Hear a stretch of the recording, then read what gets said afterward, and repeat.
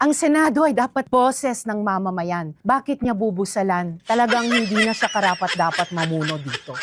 Halip talaga ang imahinasyon nito ni Virus. Nabubusalan. Boses ng mamamayan.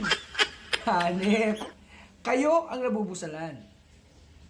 Ang boses ng mamamayan? Ayan. Kayo ang pinagtatawanan. Puro kayo kadramahan.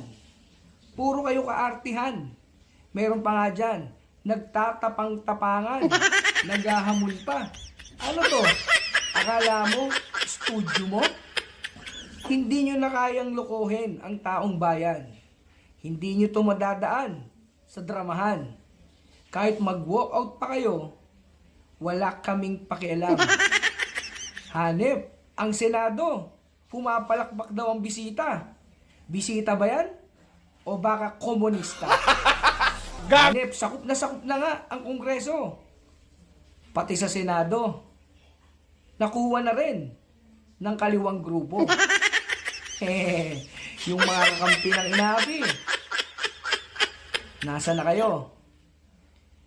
Biruin nyo yung tinawag yung demonyo. Ngayon, isa na sa inyong leader. Napakita lamang ng mga walang utang ng laman sina Senador Trillanes at Risa Ontiveros. Kaya dapat lumayas na kayong dalawa dyan dahil wala kayong silbi. Ang alam nyo lang gawin, mira ng tumira at maging source ng fake news. Mga demonyo kayo. Huwag nyo kaming lokohin. Hindi nyo kayang utuin ang mas nakararaming Pilipino. Boses ng mamamayan, hindi nyo nga pinakikinggan. Kahit nasa harapan nyo na ang utak ng flood control scam. Ingat!